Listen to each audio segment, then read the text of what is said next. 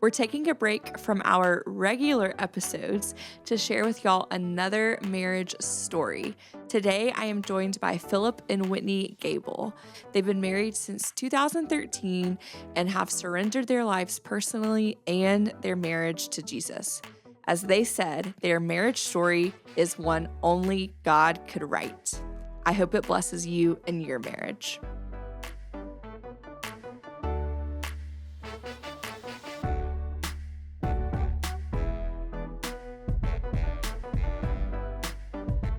Phillip and Whitney Gable, welcome to the WinShape Marriage Podcast. We're so excited to have you guys with us today. Thank you so much for having us. It's a pleasure. Absolutely. So you guys are a WinShape Marriage Host Couple and have been for a couple of years. And we are doing a new series on our podcast this season where we are having couples come and share their marriage stories. And so I'm excited to have you guys on today and hear a little bit more about your marriage story, and ultimately how the Lord has worked through your marriage. So I don't really know a ton about it, and I'm excited to learn and just hear what you guys have to share with us today. And just want to thank you in advance for your willingness to share. Yeah, thank you. We're very excited for the opportunity as well. Yeah, absolutely. So I feel like when you get started talking with a couple, one of the first things that does feel the most natural is just to kind of tell us like how you guys met and just kind of like back us up a little bit to the beginning. So would love to just kind of launch you guys from there, and would love to hear kind of the origin of your story and take us back to the beginning to start. Yeah, that's awesome. Sure. Yeah, the origin of Whitney and Phil, I go by, is pretty fast and furious. Okay. We were not only 90-day fiancés, but we were like 90 days married. Okay. Or less, actually, maybe 87. I think it's 87. I think if we were actually counting. Yeah. So From the time you met each other to the time you got married. Yeah. Yes, so we met in August of 2013. We're engaged about 6 weeks later, and then married about 6 weeks after that. So November 8th, 2013, we were if married. you're taking notes or looking for advice, this is not one of the pieces that we'll pass out. Correct. Yeah, marry in less we than 90 don't days. advise it. Okay. But it is the way that God worked our story out. Yeah. A unique set of circumstances led to it, obviously, two stories colliding and then having to make life work led to us making some pretty rapid decisions. And you were previously married. And to understand how we got to be married within 90 days, we do have to go back. And so my story starts before I was born. Okay. My mom and dad had been married about 8 years when they experienced an ectopic pregnancy. Okay. They had been trying for about 4 years to get pregnant, and then she experienced that. And she almost died on the operating table. Wow. And so that was very traumatic for them. So they were told that they were not going to be able to have any kids. But 7 months later, I was conceived. Okay. And so with that, I became my parents' miracle child, and they also treated me like they smothered me, they protected me, they held my life like in their hands like so tightly. So for me, I am an only child. I was their only. And growing up, it was difficult to be so smothered and so protected. I wasn't allowed to do much, go over to friends' houses, a very select few people I was allowed to like spend the night with growing up. And so for me, that created like a dislike for being at home. Yeah. It was a hard growing up, hard childhood. So my dad was very domineering, and it was his way or the highway. So kind of the first opportunity I got to get out of the house, I took it. When I was 17, I met my first husband, and looking back now, I realized that I got married for the wrong reasons. But I got married to him when I was 22 just to get out of the house. Yeah. This was the first man that like showed me love, showed me affection, and was my ticket to get out of the house. And I hate to say that, but that's the truth. Okay. So we had our, my first daughter, Olivia. We had her about 4 years later. About a year and a half after she was born, I discovered that he was unfaithful. I decided to stay because, honestly, my mindset was, I am not going to be divorced. It's going to disappoint my dad terribly, and I'm not going to go live back with my parents. So I would rather stay in this marriage than go back and live with my parents. Yeah. So I did eventually. I stayed for 3 years. However, the behavior on his part did not change. So I did have to divorce him. Okay. Now, all that to say, when we got divorced, we actually still lived together in the same house. Okay. Financially, at the time, I was not going to go back and live with my parents, and I could not afford to live on my own. So, I mean, yes, that was awkward and not traditional, but it was what we had to do at the time. Now, this was, we got divorced in early 2013, and then in August of 2013, I'm at church one day, and me and my girlfriends were trying to raise money for a girls' retreat with our church, and we had made these minion cupcakes, and we were selling them, and then around the corner walks this like beautiful specimen of a man, and it was Philip. And I had gone to the church my entire life, so I knew almost everybody. Yeah. I turned to my friend and I said, "Who is that? I've never seen him before. I don't know him. I need to know who that was because he is very attractive." So eventually I found out who he was, and that evening I actually prayed about it, and I said, should I reach out to this person? I invited God into it.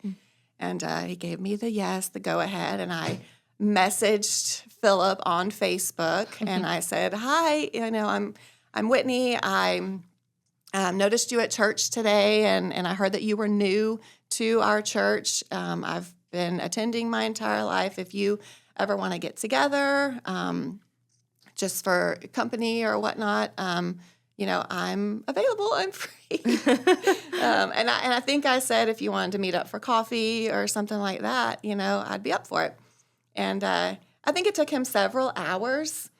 You can say, I guess, what was going through your mind when you got this message from me, but I think it took him several hours or even the next day to respond. And he's like, "Okay, I don't drink coffee." I was like, "Okay. All right, Jesus, like you gave me the go ahead, and so I'm gonna like push a little bit more." And I was like, "Well, I like tea," And so, tell me what you were thinking in that moment, like when you got this message from me. Well, I was thinking a lot of things, really. I was, you don't come into any moment that you are without carrying every moment that you have experienced beforehand with you. And true. And I experienced a lot growing up. I was the third of 4 in my family. Parents whose marriage had its own struggles and issues, and not modeled the best way to resolve conflict in our home. It was more of the stuff it and let time pass approach. And so, but I'd also been harmed in a couple different ways in my own story growing up that really skewed how I viewed women and how just it modeled an unhealthy affinity towards women is what I was modeled. And so I had a long story of putting myself in places that I shouldn't be and offering myself in ways that I shouldn't be and not protecting the temple that God has offered me, and then thereby objectifying and using women growing up and into my young adult years. And so when I meet her, I'm in a moment in time where I'm trying to live in a different way. I'm trying to live in a more pure light as far as I knew how. And I was there at that church, and I was on fire for God, and I was, taking, they have like these little 101 level seminary classes that you can go and take on Tuesday nights. And I was there, and I was learning all sorts of new stuff. And I was kind of practicing a period of singleness at that time for several months, because I had been in unhealthy relationship after unhealthy relationship after unhealthy relationship. And finally, I figured out that the common denominator must be me. And so I was in a period of just, holding back. And so that was the reservation that she felt from the first. I was like, I don't drink coffee. I'm good. Yeah. And so, all that to be said, we were pretty clear from the get-go after talking for a while that, hey, we're going to meet and we're going to have coffee. And once we did, we just were like, hey, like, I'm not playing games. I've been in so many failed relationships that I'm not doing anything frivolously anymore. It's for the intent of marriage, or we get a red flag and we say, okay, we're going to call this off. And it's not going to work, and no hard feelings. Yeah. So we went on our first date, and we set our intentions, and I said, and I told, part of the story, I'm divorced and for this reason. And so I do have a 4-year-old, and I am not going to introduce her to anyone unless it's serious. And I am not just I'm not out dating. Yeah. I hadn't dated. And so I just met him and saw him, and the Lord said, yes, talk to him, introduce yourself. So we did set our intentions at our first date. Okay. And so how did you feel? I think what really stuck out to me most was how much she cared about her daughter, and how attuned it seemed like she was. Like, hey, like, I'm not putting her in any way, shape, or form in the place of, incurring any harm. It's already been enough. And we're not going to add to it by having all, different guys coming around every time, somebody wants to date you or whatever. And so. And I did mention at that first date, oh, and by the way, I still live with my ex-husband. Are you going to be okay with that?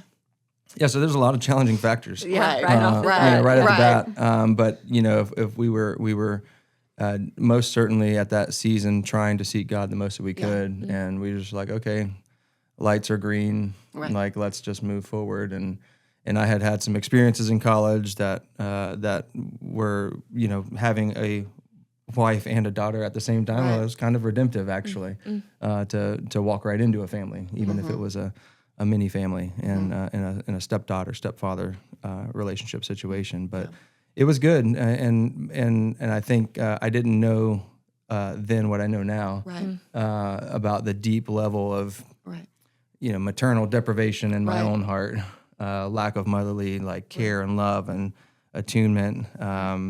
Just didn't happen from that hard Italian side that my mom came from. Yeah.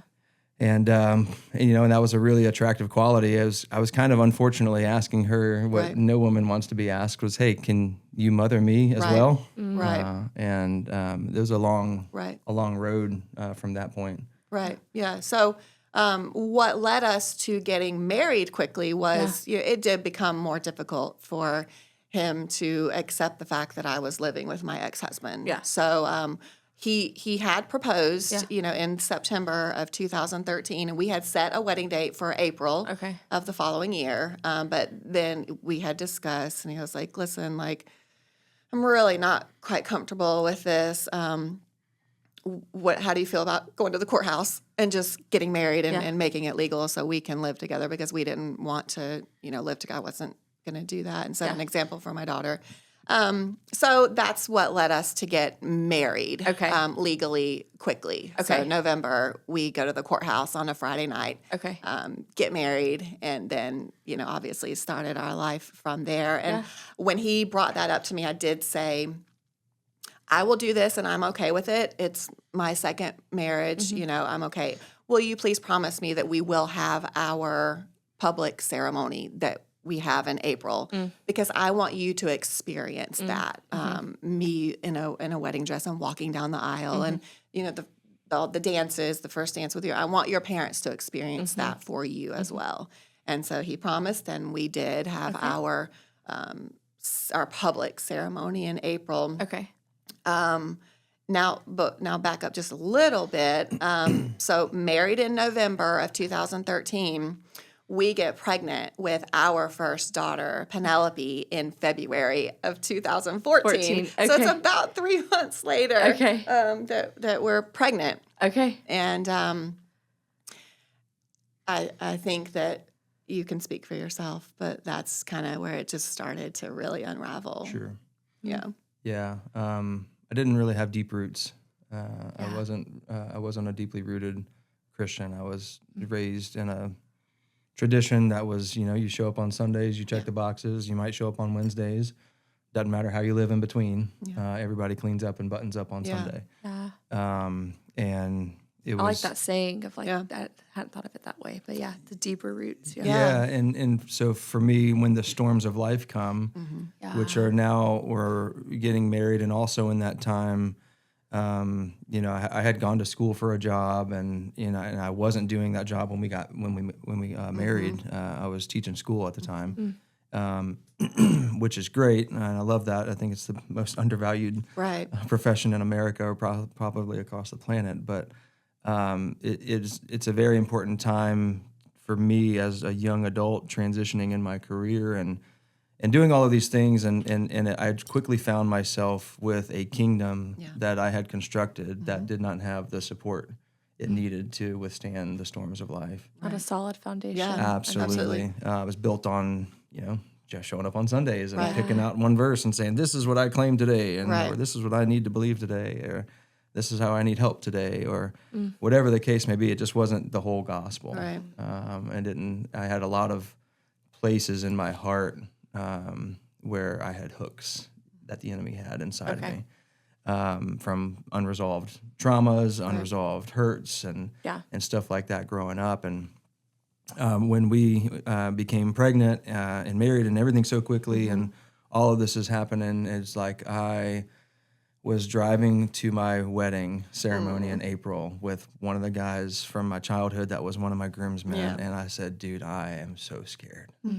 I have no idea what I'm doing. And it's, quite honestly, I'm not there yet. It's not too late to call this whole thing off before I make a fool out of myself. Yeah. And that was some prophetic words to my own self, because that was a pretty honest moment. Yeah. I really had no clue how to be a man or to offer out of my strength. I really only knew how to bring a woman my question, which is to say, hey, can you tell me I'm a man? Right. Can you tell me I have what it takes? And we do that by doing these sets of things, which I was modeled. And so I knew at a deep level that I did not have what it takes or what it took to be the husband that she needed and the father that her daughter needed, our daughter, my stepdaughter, and then our daughter together. Now we're, having our own baby. And I was like, oh, this is not going to go well. Okay, so many layers there, and I feel like I'm locked in listening. We're like over a decade past this. I know we're going to kind of catch up to present time. But I appreciate you guys even just providing that like background to get us started. Okay, so you're heading to the wedding. You're in the second, not the second wedding, but like the public ceremony, and I right? think for him, he had said before that it's like it's different. That yes, we're legally married, since the November, but it was different for him to be standing up in front of friends and family and his public proclamation at that point. And so that's where it was like, okay, crap. Yes, yes. So you guys do end up going through with with the public ceremony. Okay, so walk me through kind of. I know, like telling your marriage story is similar. There'll be some wins and challenges along the way, but kind of pick up from the next point there. So now you've done the public ceremony. But I had to listen. I can laugh about this today, and I think that Phillip can laugh about it as well. Okay, but we have our ceremony. We go to Belize for our honeymoon. Okay, I'm by that point. This is April. Yes. I'm 6 weeks pregnant. Yep. Okay. For me, unfortunately, for every pregnancy that I've had, I have awful morning sickness. Okay. It is debilitating. Okay. So the morning that we get up after our ceremony, it hits. I am deathly ill, and I'm like, oh, Phillip, I am so sick. I feel awful. And we have to, fly 3 different times? Yeah, that's not like So we flew from Atlanta, I think, to Atlanta to Charlotte, Charlotte to Belize, Belize to Dangriga. And then I had to get on a little plane. Yeah, a what little are those tiny called? plane. Yes, I know what you're saying. Yes. And I was like, I cannot do this. And I'm in the back throwing up. Oh, man. And he's in the front piloting, co-piloting with the pilot. And he's just like, mind you, he was a very different person. So it was all about him. He was selfish. And I can laugh about it now. But he's like, you okay? I'm like, no, I'm not. Okay, sorry. So our honeymoon was awful. Okay.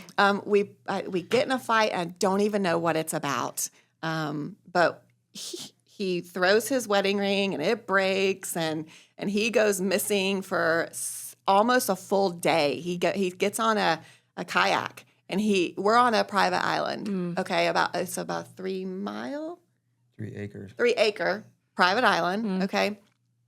And so he's like gone for most of the day, and I'm freaking out. And I'm like telling the people, I'm like, I can't find my husband. I don't know where my husband is. And he's just like ran away from me, And finally he comes back. And so, like I say, I can laugh about it now. But I mean, that was very traumatic. Yeah. So we get home, and it's just like, okay, let's start life. And then we had to tell everyone that we were pregnant because we hadn't told anyone yet. So when we got back from our honeymoon, we told everyone I was pregnant. And then just going through life a little bit until you got the call that you were accepted for your job. And then you needed to go to Oklahoma City for 4 months for training for his job. And we're married about a year now, and during that first year, I mean, it was obviously very trying, and he had lost my trust over some time. So it was a no-brainer that I was going to join him and Penelope to Oklahoma City for those 4 months. And it was honestly because I didn't trust him to be without us. I thought, I would stay in sight and in mind. And my thought was, if I'm out of sight, I'm out of mind. And there's no telling what he's going to do. So the end of December of 2014, we do move temporarily to Oklahoma City. And then we were only there. This was around Christmas time, so we had packed up. We had also packed up a trailer and a Christmas tree, and so we got into the apartment, set up the Christmas tree, and then I discovered just some other lying and whatnot, and I confronted him, and he, just kind of, I don't know. I mean, he didn't like to be confronted about it, and you sent us back home. Yeah, it definitely gets worse before it gets better. Yeah, okay. I mean, as things were ramping up, professionally and, in my marriage and in family growing and all that sort of stuff, so too did my exposure. Yeah. I was like, I'm not the guy to be able to support this sort of, these sort of relationships. I'm not that guy. It's not what I grew up in. So, in my scaredness, in my woundedness and in my immature places that I was operating out of, it's just, it got to a point where, a couple months I did send them back, and I had the things that she had discovered were old relationships that I was trying to kick back up, in the months leading up to that, just searching for any way out. And I had been modeled that, going outside of the marriage was okay when I was growing up. And so it eventually led to, everything spiraling out of control, and me not talking to her for days on end, and, woke up one morning and found myself had been unfaithful. And I mean, that's rock bottom, Yeah. for us. And that's fortunately, rock bottom is a firm foundation. You get all the other stuff out of the way and you find Jesus at the Right. bottom. He speaks to us in different ways. For me, that particular time, it was through a film where there was a true man and a family man and husband portrayed. And I was like, oh, I am a long way from that. And I have a lot that I need to confess and to heal and to allow God to do, but I don't have any way to do that. So I did what I had learned growing up, which was, pick yourself up by the bootstraps and get to work and discipline yourself and get better and do better and check all the boxes. And for, golly, the next several years. Well, I was going to say, so a really cool aspect of that when you saw that film. So he's in Oklahoma, for 4 months, and I have when he sent us home, Penelope's 7 weeks old, so I have a newborn, and having to go back home, and now I did have to move in with my parents. So for those 4 months, so I've got Penelope, a newborn, I'm in with my parents. And I mean, obviously, that was such a hard time for me because there were days where I knew what he was doing as far as he was just going to bars or, doing this and talking to girls and like silly. I would actually see it on Facebook and I'm like, what are you doing? And so that time was obviously so difficult for me. There were days where I couldn't get out of bed and take care of my own child. My mom would have to do it. So when he didn't speak to me, I hadn't heard from him about 3 or 4 days. I was like, okay, well, I need to talk to my divorce attorney. So I was yes. curious at this moment in your perspective, how are you feeling coming off of a marriage where you had a spouse who was unfaithful and then you find yourself in a similar situation. And I was just like, I've got to contact my divorce attorney and see what my options are. But at this point, I hadn't even spoken to him, so I don't even know where his mind is at. But I did have an appointment with her on a Monday morning when I hadn't heard from him for 3 or 4 days.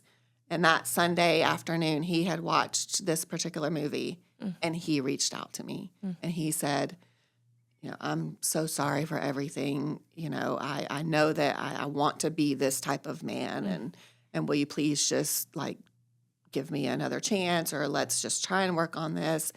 And I had been praying to God. I was like, give me a sign if this is not what I'm supposed to be doing. Just stop it, And so that was my sign, him reaching out. And so I obviously didn't go to the appointment. So come April of 2015, he's done with his training, and it's time for him to come back home to Atlanta, and we sit down, and we eventually decided that we were going to work it out.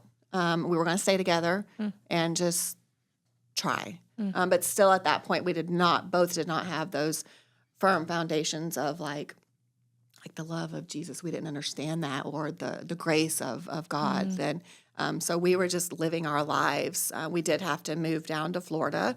So we were kind of isolated down there, which was hard. The next several years, we did become pregnant with our third daughter, Daisy. And so we had her while we were living in Florida. And those were just really hard, not good years as well. Being isolated, having no trust for my husband. So that's 2015. Throughout the time when he came home, I just would ask him, I'm like, I just feel like there's something else you're not telling me. And so I guess to back up a little bit, I did not know that he was completely unfaithful. I did not know that story, okay? Him coming out of Oklahoma City. So you're going into 2015 and 16, and I'm like, there's just something that you're not telling me. And I just feel it. And he's like, no, you're crazy, whatever, blah, blah, blah. So it took him a year and a half.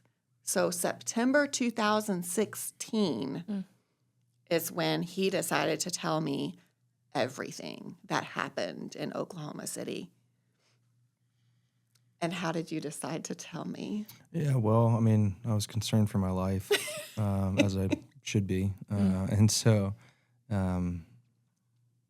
self-preservation was a good tactic that I had.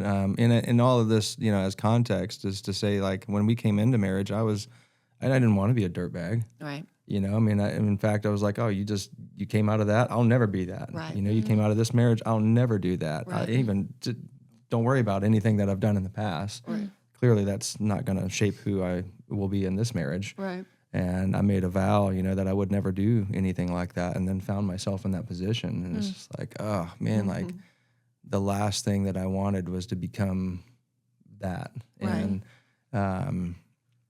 And the entire time, there's a hidden addiction to pornography that had been, hanging around since I was a little boy. Right. Since I got exposed by somebody in my family. Yeah. And, it's just like there's so many things that are working.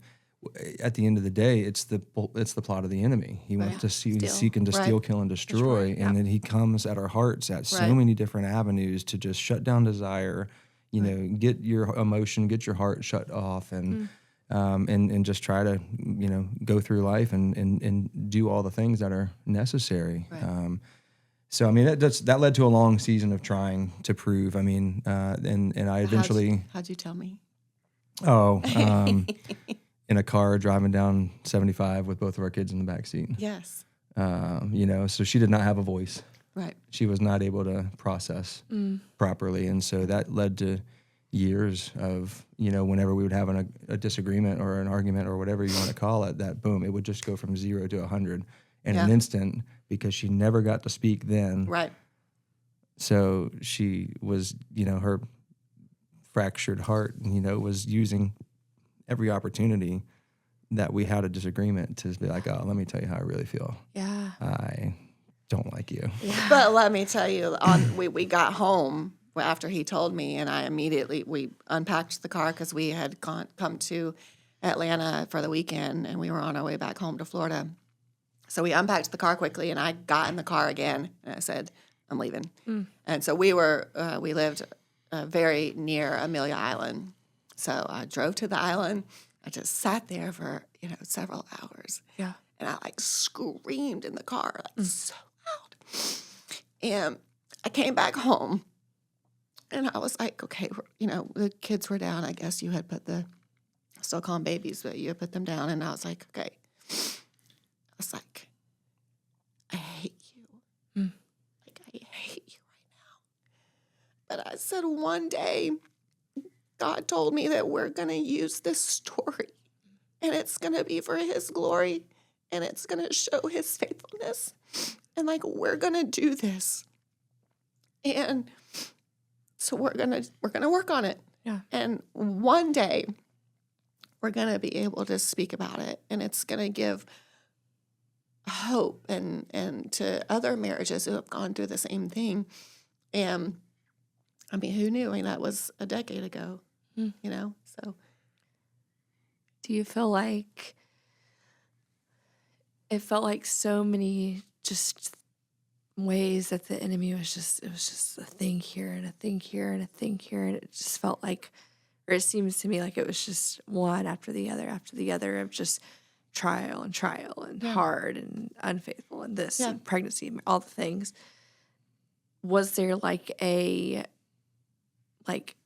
big, sometimes I feel like people think there's got to be this big, momentous, turning point, or was it kind of similar? Would you say the kind of the tearing down over time, has it just been kind of a similar turn in the other direction where it's just been one foot in front of the other, so to speak?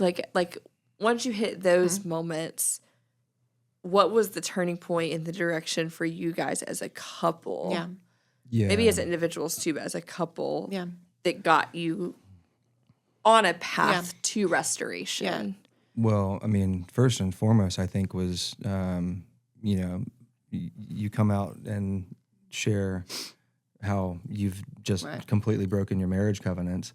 And then years go by, and I've still got this pornography thing under wraps and until it's not. Right. And a few more years of that go by and you're like, okay. And she's like, well, there we go again. Like no trust again. Like, where are we ever going to go from here? And so, praise God, I've been free from it since 2018. Okay. In 2017 was my last year of, just operating in ways that were serving.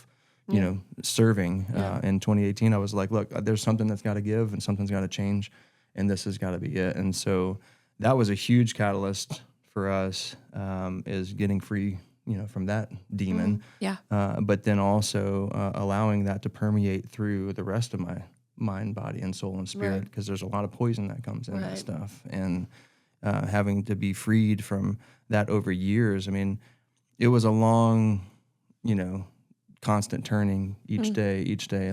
Less of me, more of him. Yeah. Less of me, more of him. And we came to a point in COVID, that was a very clarifying year for everybody. And for me, it exposed that I didn't really have much of a foundation to stand on, except for, the faith tradition that I came up in. And I found myself really scared. I was buying all sorts of stuff to self-protect and, and thinking that I was doing the right thing. And then I'm sitting there and I'm like, what am I doing? Right. Surely Christianity has to be more solid than this, because I feel pretty afraid and alone in our world and our times that we were in. And we were able to spend a lot of time together, which was very healing for us during those time periods. But coming into 2021, I was turning 33. I had been in church enough to know that was probably an important year in Jesus' life. And I was like, I had never been through the story myself, cover to cover, the Bible. And I was like, I would like to do that in that year. I don't want to make it through that year in my life and say I had never read his story. So I asked her and said, hey, have you ever read the scriptures cover to cover? And she said, no. And I said, well, me either. Would you like to? And so we set out on a plan in 2021. And that's really the year that everything began to really change. It was before then. It was all self-will, self-effort, self-discipline. Let's try to, clean this up. Muster the strength. Go to marriage conferences. Do all these podcasts or whatnot, and it was just self. Just like do the best we can. Do the best we can. As opposed to what we found through the reading of the scriptures cover to cover, which he says, come to me, all you who are weary and heavy laden. And I'm like, oh, that is most certainly me. That is most certainly us. We have been through the ringer and we're exhausted. And he's like, I'll give you rest. Like, take up on my yoke and you'll find it easy. And I'm like, oh, that sounds like a deal. And so really it was for that year of reading through the scriptures cover to cover that changed everything. I was invited on a men's retreat in the spring that year, which was 3 nights away from the house. And I had not spent a single night away from the house, given all of the previous context. I can imagine that was, So I get invited to go. I had to give him my blessing. He was like, listen, I've got this opportunity. May I go, And I think it might be good. Right. I think, and I was like, I have enough trust. We had built a good amount of trust in 2020. And so I was like, you have my blessing. And it was at that retreat that, Jesus encountered my heart in a way that I'll never be the same. I mean, he showed me, I've talked about a lot of the things that he showed me in that retreat. I had shown up at that retreat going, how could I become this person who would drop an atom bomb in his own life and his own marriage? How could I do these sorts of things, willingly walk away from my family? All this sort of stuff. I'm just thinking, all of these lies that I've been told is I am bad. There's something wrong with me. I'm not good enough and I don't have what it takes. And, sitting down at that retreat and sitting through times of teaching through the scriptures and through worship and prayer and conversation with God is like, he's like, hey, maybe you didn't grow up in a vacuum. Like maybe this is learned behavior. Right. And if this is learned behavior, then you can unlearn it and relearn how to behave as a son of God. Right. And if you do that, then that's a foundation that we can begin to recover from.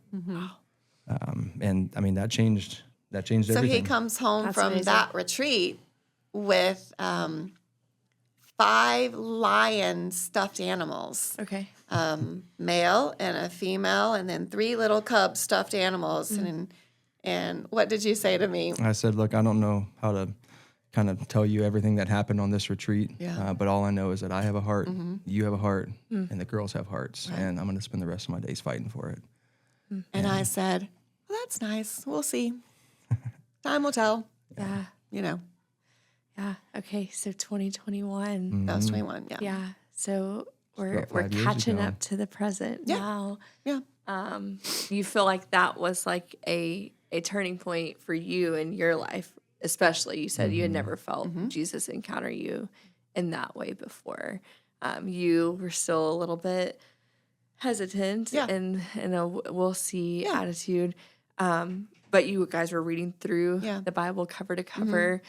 How would you say, just catching us up to the present, that the last few years have been? I mean, coming off of a lot of the tumultuous Right. and turmoil and all of the things. And you had mentioned that you were free from the pornography addiction since 2018, I believe. So a lot of shifts and turning points. So just curious how the last few years have kind of sat Yeah. with you guys and kind of where you are in this day and age. And I Yeah. recognize too, sometimes I think when people think or sharing a story, feels like there's some like magic pretty bow that we like Yeah. tie onto it. And Yeah. that's likely not the reality. So Right. I'm not asking for that No, either. I'm yeah. more of just curious, kind of just walk us through kind of the last few Yeah, I years. think one word that would just summarize the last 5 years of our lives would be surrender. I gave up my striving. Right. And clearly, the world that I had built had a lot of damage, a lot of collateral damage. And so when I had those encounters with Jesus in 21, and I've had multiple since, and but the point is that He invited me to consent. Right. To like, hey, give me a decade, give me the next decade, and let's see what I can do with a man who's fully consecrated. Right. And he said, just give me your yes. I invite you, and you can, the door opens from the inside, and I'm not going to kick it down. But if you'll allow me, I'll come in. And, you've read my stories. Right. You've read my history book now. You know what I'm like. You know what my character is. You know what I do with a man who, at the end of himself, who is hemmed in. And now we have the opportunity to go and do this together. And Yeah. and a lot of things had to fall. There's a Mike Mason quote that we keep around that says, "A 30-year-old man is like a densely populated city. Nothing new can be built unless something first is torn down." And there was a lot that needed excavating in my world and in my life and in my heart. And why do I show up in my relationships this way? Why do I have the impact on my girls that I do? If I'm intended to be for joy, then why so many times do I find them with tears Yeah. coming down their eyes or their faces, or running to their room saying, "I don't like that guy." Right. So there's a lot of that over the last 5 years of just been, daily excavation, saying, "Okay, God, if there's an old me that needs to die, Right. and there's a new me that you're raising, then show me where you're working Yeah. today." Oof. And it honestly has been, I've said this multiple times to him, that these past several years have been some of the hardest, because once you die to yourself and you truly open up your hands, like we physically opened up our hands in 21 and said, "You have our yes. We will go anywhere and do whatever that you have for us." And with that, I mean, that's very dangerous. I mean, God removed a bunch of stuff from our lives that wasn't His will. My husband's career being one of them. So in 2021, at the end of 21, he doesn't have his career anymore. Now that's another story in and of itself, and we have victory over that story now. But that's where the hard work really starts, when you do surrender. And there's been a lot of hard work. Being students of our stories, having to excavate a bunch of junk, and then making sense of it, and restoring your heart, and stuff like that, and trying to be students of our stories and understanding how we have become these people, and then And then the restoration starts from that. Yeah. So these have been very, very hard past 4 or 5 years.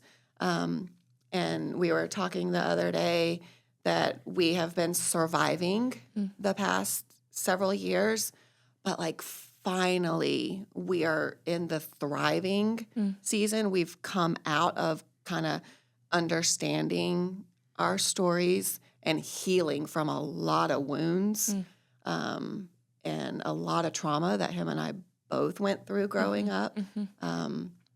But that's where we are today is we're in a thriving season where we can finally breathe from all of the excavating that God has done on us and our hearts. Yeah, we've definitely discovered our stories, and we've most certainly experienced Jesus doing what he proclaimed to do and recorded in Luke 4, I think. Where he says, he quoted Isaiah 61, said, "I came to heal the brokenhearted, set the captives free." And so we've experienced Jesus, and now we're living to rescue. Yes. And we just got back from a men's and women's retreat, the same ones that we were rescued in, hosting it for 20 men and 20 women up in the mountains just a couple weeks back. And so now we're offering out of what we've received, which is truly what the gospel can do. He can take your mess and turn it into a message, and Absolutely. and push you forward into ways. And that I think that's what we're learning primarily over the last several years, is that yes, our healing has us in mind, but it's not primarily for or about us. It's about other people. Yeah. And that's what this podcast has been. And that's for. good because it can be, you can get tricked into thinking that, right? Like we've done all these things, or we've got all this baggage, and I've got all this background, and now look at everything that I've been able to overcome, and it's like, but God. Yeah, it's not it. I can assure you, we are only surviving today because, like, Jesus was with us. Yeah. And his strength, like I said earlier, there were days where I did not have the strength to get out of bed. Yeah. And it's only through God that we are here. And what a beautiful testimony.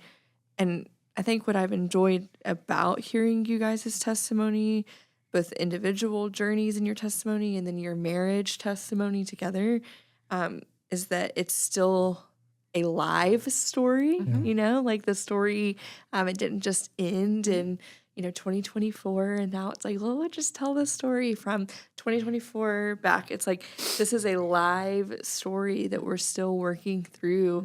It's a daily act of surrender to one another, to the Lord. But he's worked so many things and is currently working. And so I feel like sometimes when you get to these moments, it's like, oh, well, how do you end this story? And it's like, well, Jesus is still working. Like we're just still like moving with open hands and allowing him to heal and hopefully through us as a vessel, bring healing to others as well. Absolutely. That's right. Yeah, it says in the scriptures, our children's children shall be free. Yeah. And I mean, that's what we're doing this for. Yeah. We're stopping the generational stuff, and we're just we're learning how to live as sons and daughters, and they are learning it actively as much younger than we are learning it. And then when they get to the point where they're having kids, if Jesus doesn't come back soon. I know. But if they're having kids, then their children are going to be free from the Yeah. same things that kept us bound for decades. And so that's the goal of the gospel. Yeah. If you had one thing, as we kind of wrap our time together, there was a couple listening that was like, man or woman, or a couple, maybe a man that's like, I struggle with pornography. Although that can go women too, so I don't want to stereotype there. But maybe that is a part of their story, or maybe unfaithfulness is a part of their story, or maybe previously being divorced is a part of their story. So there's so many things from you guys that are relatable. But if you had to share a final thought or a takeaway, you might not have something, and that's okay. But I do want to give you the opportunity, if you had like a final thought that you would like to leave us with today. You have anything you'd like to share? I mean, just it truly is powerful when you do fully surrender to God. That's when he will start doing his best work. And it really is a beautiful, beautiful sight to see. It's so, I'm honored to be along this journey with him. Like, we have such a beautiful family and a beautiful marriage now. And it all started with complete surrender. Yeah. That's where it starts. Yeah, I agree. I agree. It's something about, looking to God with your whole heart that he's after. He said, I'm looking the world. I'm looking all over planet Earth to and fro, looking for hearts who are fully turned to me. And turning and turning and turning again has been the way. And I think there's a word that goes with that, and it's humility. It's the opposite of pride. Right. And Satan did his job at being prideful and is continuing to do so, and gets us to construct our lives that work without God. And there's no other way. Jesus said in John 15, abide in me and I in you. Apart from me, you can do nothing. And so that's every heartbeat. It's every moment. It's every breath. Nothing that we have is our own. We have an opportunity to be written into God's story in a powerful way, but it does take surrender, and it does take humility, and it does take a constant choosing to lose your life so that you would truly save it. Right. Oh, what a good word. Yeah. Thank you guys so much Thank for you. being here today. Yeah. Thank you for being open and vulnerable and sharing. I know that is not an easy thing, and I certainly was blessed to be on the receiving end of that. And I know those listening and watching will be as well. So very, very appreciative and grateful. Oh, Thank you. Thank you so much. And thank you so much for listening to this episode of the WinShape Marriage Podcast. We'll have another marriage story in a few weeks, but we'll be back next week with a new episode of the WinShape Marriage Podcast. We hope that conversation blesses your marriage. If you're loving the WinShape Marriage Podcast, will you please take a moment to make sure you're subscribed? You may be a faithful listener and not realized you aren't subscribed. It really helps us out. Also, if you've enjoyed these conversations and they've impacted your marriage, please rate and review this podcast. One listener said, "Thanks so much for pouring into couples with godly wisdom and practical equipping."